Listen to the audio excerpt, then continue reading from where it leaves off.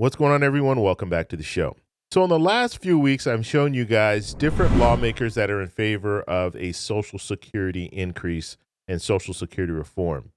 Now I want to go into talking about some of the different organizations that are out there that are in support of a Social Security increase and Social Security reform. So we're going to talk about one today, and I'll show you guys right here, the National Committee to Preserve Social Security and Medicare.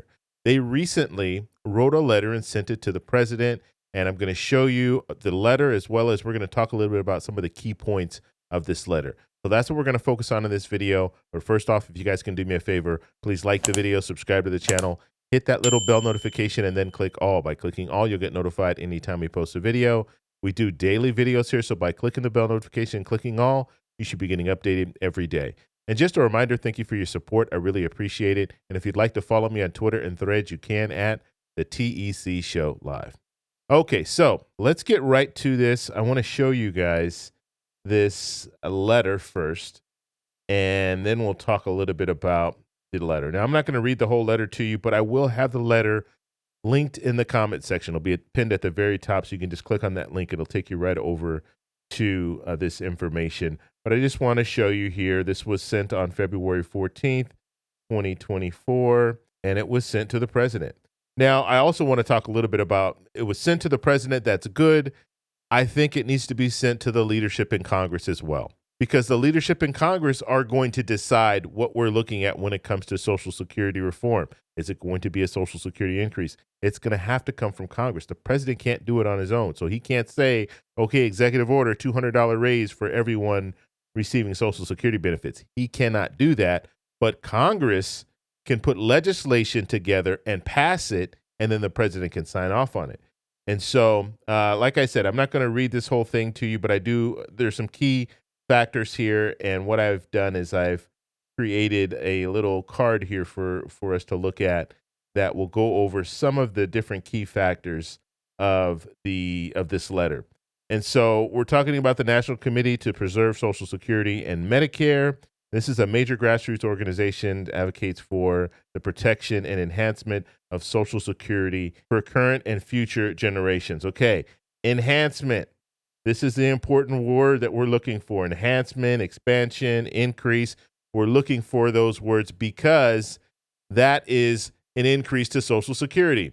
Whereas you might have some lawmakers out there, they'll say they're advocating for Social Security, they're advocating for seniors, we need to protect Social Security, but they make no mention of an enhancement to Social Security.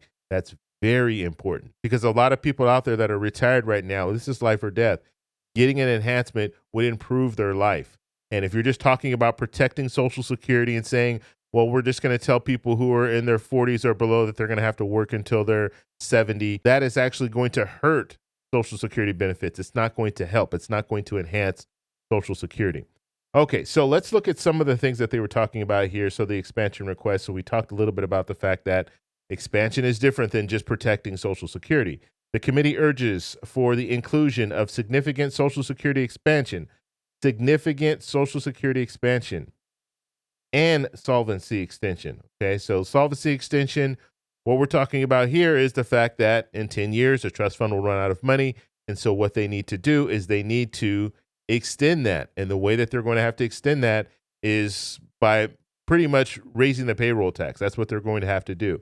So if that means people who are making more are going to have to continue to pay into the payroll tax. So people making over $168,600, they'll have to continue to pay in the payroll tax, or just across the board raising of the payroll. I say payroll tax. I know I'm used to saying payroll tax, but it is really a payroll contribution. You are contributing to your future by paying this tax. Okay, and so let's continue here. It says in upcoming fiscal year 2025 legislative and budget priorities. Okay, so right now, just so you guys know where we're at, we are still focused on the 2024 budget. Believe it or not, it has not been approved. And so what they've been doing is doing continued resolutions. March 1st, we're looking at a potential government shutdown if they can't vote on these appropriations bills. So this is still up in the air when it comes to a government shutdown. So we're looking at March 1st and I think March 8th. Those are the two dates there. They staggered it. So we'll have some things shut down on March 1st And then we'll have other things shut down on March 8th if they can't come to some type of an agreement when it comes to moving forward with the 2024 budget. Now, after the 2024 budget, then guess what? By September 30th of this year, we need to have a budget for 2025. And so that's why this letter is addressing the 2025 budget, because they're saying, look, you have some time now. Let's see if we can get Social Security reform in this next budget for 2025. Okay, let's go ahead and continue here. It says call to action, calls for upgrades to Social Security, citing the erosion of benefits over time. Okay, this is important. The erosion of benefits over time. So what are they talking about here? They're talking about the fact that the cost of living is increasing and the benefits are not keeping up with the cost of living. Even though people are receiving a cost of living adjustment, it's not enough and people are falling behind. And so, and I did a video, what was this? I did a video about a year ago where I was talking about, they were doing studies and they were saying people who have been receiving Social Security since, I think it was since 2000, they're now seeing that they have lost, their purchasing power has decreased by about $515 or something like that. And so now, and this is per month. And so now we're seeing this erosion of Social Security benefits.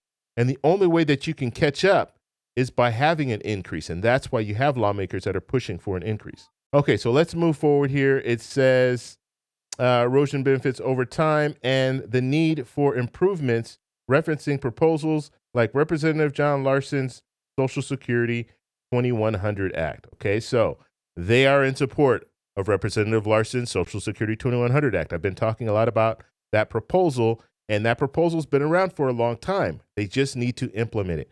You just need to have enough lawmakers that come on board and say, let's move this legislation forward.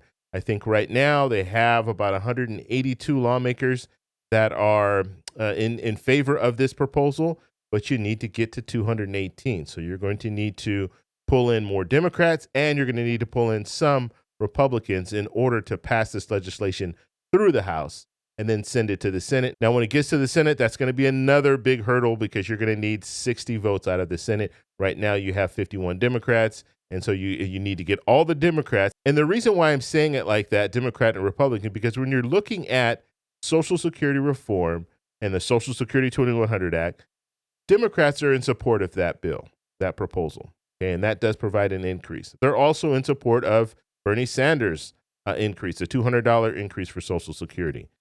And so we're looking at the Senate, if you can get all 51 Democrats on board for Social Security reform, then you're still going to need to pull in at least 9 Republicans. And so there's still some hurdles when it comes down to it.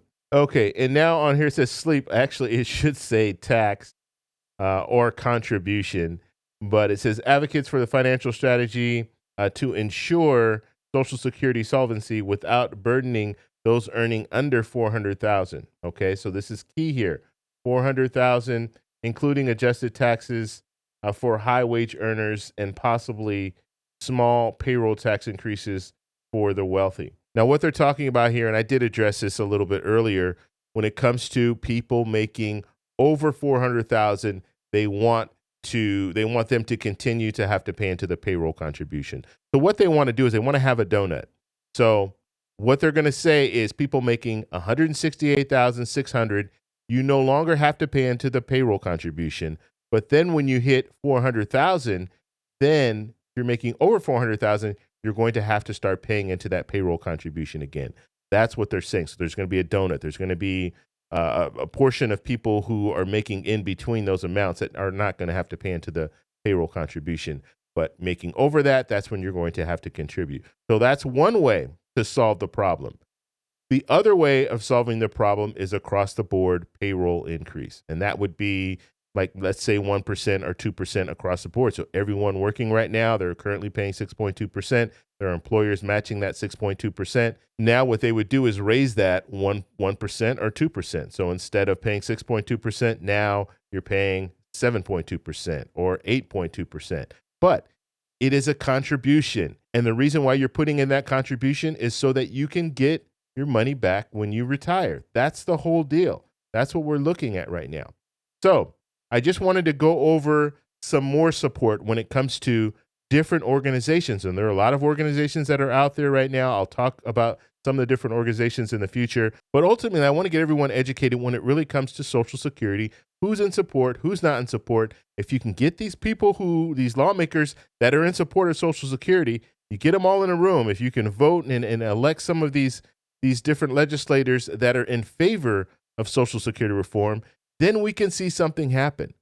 But until then, we're going to be struggling because we're going to have lawmakers that are in there right now, just like we're looking at the House right now in chaos. They can't get their act together. They can't vote on anything.